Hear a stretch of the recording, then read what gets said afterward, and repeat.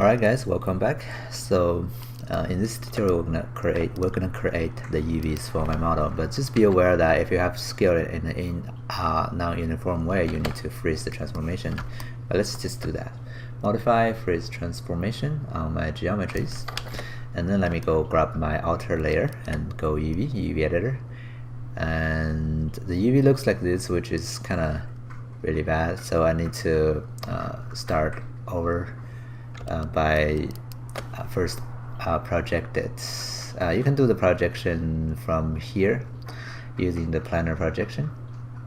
What I'm gonna do is I'm gonna go just use the planar projection from the menu, and I'm gonna change the settings to Z direction, which is the front, and use bounding box and apply. It's gonna project it from the front view, and then I'm gonna go grab this loop in the middle and then cut it, and then I'm gonna double click on its UVs, double click and just make it really small and move it to the edge, because that back part is not actually being rendered, it's never gonna be seen, so that's why I'm making the UV really small over there. For the other part, I'm just gonna grab everything and unfold to get a better non-stretching result, and also scale it in just a little bit to avoid the edge being extended out to the realm of the U1v1 space. Anyway, so that's the eyeball here, the UV of the eyeball. So this one's done. Let me move on to the next guy. I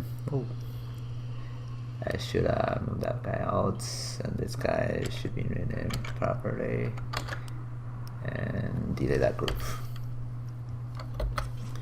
Right, this is the second part of my eyeball.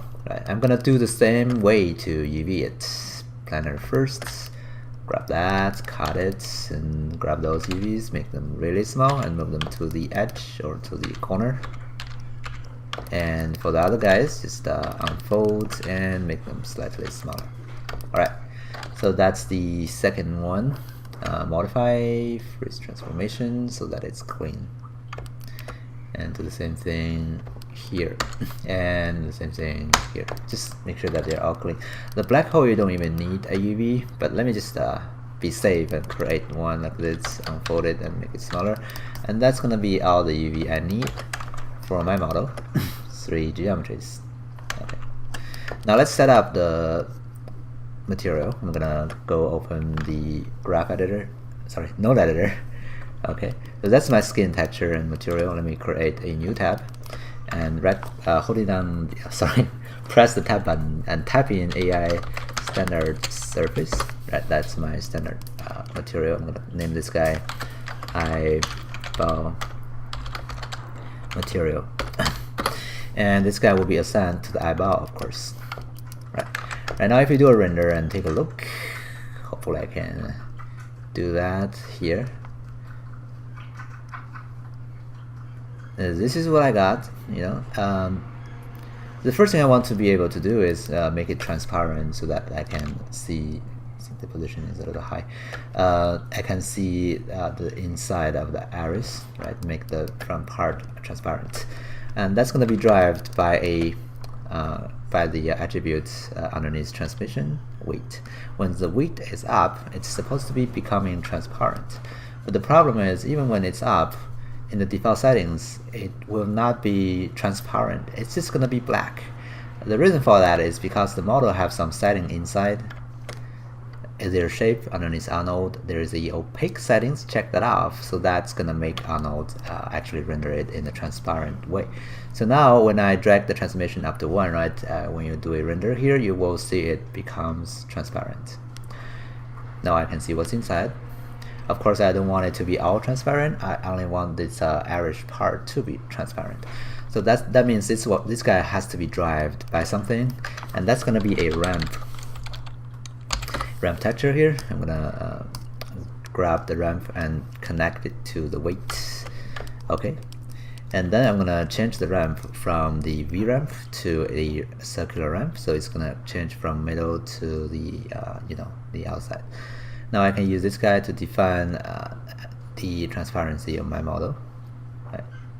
Let me press this button so that I can view the the transparency results. Right, so this guy, if you look at the value here, right, one or white means transparent. So I want the middle part to be white. I can drag those two things to determine, you know, where I can see the transparency. It's really hard to tell from the preview. So let me do that in the actual render. And another easy thing that I can do is probably give my iris model, this guy, a new material too, so that I can see the different AI standard surface. Let me rename this guy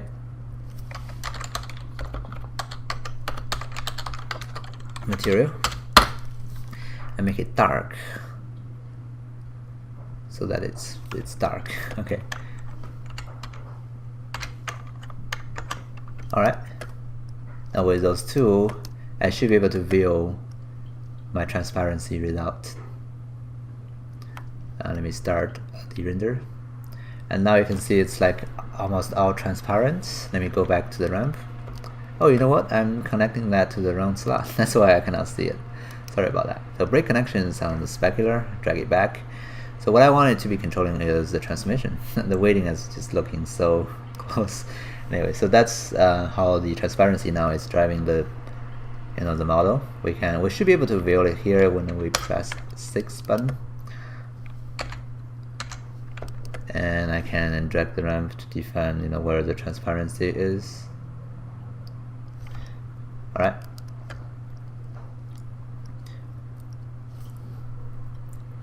So now I can use this little ramp just to define where the iris, the outer layer of the eyeball is becoming transparent. I can drag that and see the update in real time. Maybe that's where I want it to be. Okay. So that's one of the steps we do. And another thing you see is that, you know, it's not that smooth on the transition part. That's because the settings is supposed to be, it's trying to calculate it in a cheap way here, but you can change that interpolation from linear to smooth, so to force it to be smoother. So when you look at the render again, it becomes smoother. Okay. Now that's the basic masking for the. Let me rename this guy eyeball material. Oh, it is actually eyeball material. I guess that's yeah, that's the naming. You can press the 1, 2, 3, 4, 5. I think 5 is the one to toggle different naming. So now I'm using the name. I have 2 materials set it up. One of the other things I see in the render here, it looks okay, but one of the things I want to change is that this pupil here is really harsh. The reason being is because, of course, that the geometry suddenly stops there, right? So I want to actually give it also some sort of transparency on the hole here, or the pupil, and that's going to be actually underneath geometry opacity. And I don't do that on the transmission. It's because transmission is refraction. It's expensive, and also it doesn't block the specularity. And this guy underneath geometry actually does like making this entire model, including diffuse, specularity, refraction, everything transparent. Okay, let me Control D to duplicate my ramp, holding down Control and drag my place 2 detector to ramp 2 to, you know, connect that using the same node, which, you know, shouldn't be necessary, but just, you know, to be safe. Let me drag the ramp to the opacity, so that it's also driving the opacity of the iris. But right now, when I do that, it's gonna make it, let's take a look, make it transparent on the backside, which is wrong, and also it's opaque, so I have to uncheck the opaque to make it not opaque. And then what I want to do is define where I want it to be transparent, which is only the little edge. So I'm gonna drag the black to the middle, and drag the white also closer to the middle. I'm just gonna, you know, refine the positioning of those two until I can have like a nice fall off. So right now you see this pupil part becomes soft. Let's try another render. See, now the pupil is bigger and also more soft, and that's one of the, another reason that I ask you to make that pupil part smaller, right? Because I want to blend it out. That's why. Okay. All right. So that's the basic material setup, and in this stage, that what we did is we masking the transparency of both the eyeball geometry and the iris geometry, just to get a nice you know, basic result. Of course, that's not everything you need. For a perfect eyeball, you also have to tweak a lot of things on the material, right? So for example, here the eyeball material shouldn't be just a simple surface material. It should have surface scattering, which is here. Let me turn that on. Let's take a look. Oops, this guy. And do a render. So now I have subsurface scattering. It's too strong. Let me go back to the weight, maybe to somewhere around 0.5 to 0.8 kind of range. And also there was the scale of the radius. Let me make that 0.2 to make it smaller, maybe 0.1. So I don't want it to look like a, you know, like a solid piece, like a metal or things like that. I want it to be like soft, and subsurface scattering can help me with that. Okay. Oops. So that's one of the things I can tweak for the iris, right? For the eyeball. Actually, for the iris, there are more things I can tweak, like the eyeball color, of course. So here I can change the color to a bluish color, if that's what I want. I can fine tune it to whatever way I want it to be. And for the specularity of this guy, I can actually make it a little bit more rougher, depending on what kind of result you want to get. Now this specularity can also be controlled if you really want it to, because it's reaching out to this edge, right? It's gonna give me this really sharp change, which isn't look really nice. Make it looks like it's fake. So I can control that part if I wanted to. Let me drag it a little bit. Now this is not what I did in class, but something that I can use to fine tune it. So I want that specularity to be controlled. So what I can do here is grab my model, the material, right? I can use a new ramp, probably duplicate it from this guy. That ramp will be driving the specular weight. Okay. And right now it's gonna be only eliminating the specularity happening, you know, on the edge of the pupil, right? That's because that's how that thing is working. And I can also drag out another white color and another black, so that I can use that black to, you know, gradually eliminate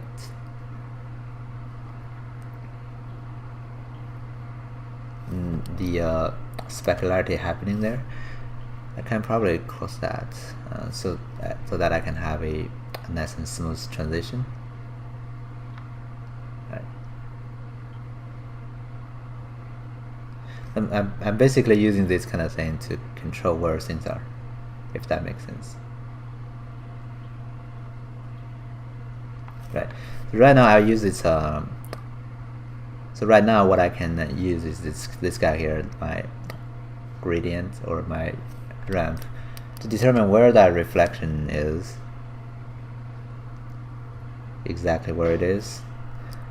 It's really hard to tell me. Just actually go closer and just focus on that part, so the refresh rate will be higher. Okay, I just don't want it to be over that edge.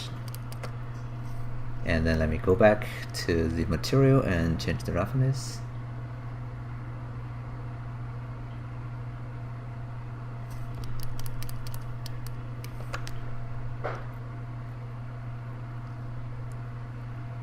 Alright, the IOR, then change that to maybe the diamond. I'm I'm a little curious on how that will look like. Looks like I need to tweak my ramp a little bit more. That's interesting. Check it over here. Maybe I can even make this one darker so that I can control how strong it is. So you have full control of how that guy should looks like of the eye. And another thing is this guy can also be subsurface scattering, of course. So turn that on and change the scale to from to, and the color should also be the color of the the eye. So let me do some tweaking there.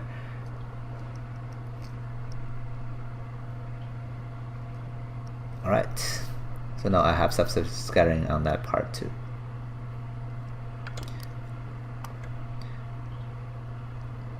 Alright, and one last thing is about this black edge on the side. You can also define that by refining this ramp we use to control the pupil, right? We can make that blurry. We can also make this guy blurry by implementing another range to fall off this edge on the edge.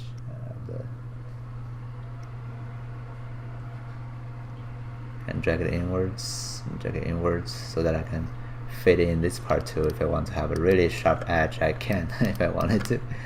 A lot of things you can do, of course. Let me just drag it back. I want to have a nice fall off, so maybe something like this. Alright, we have done a lot of things on those masking and material. One more thing I didn't do is I can actually set up the IOR of my eyeball material also to the corona, right? And that's gonna be more accurate. Alright, so this tutorial is getting too long. I'm gonna stop here, and you can of course keep fine-tuning the settings of the material of the eyeball. In the next one, we're gonna actually apply texture on the eyeball so that it will feel more alive. Okay, see you next time.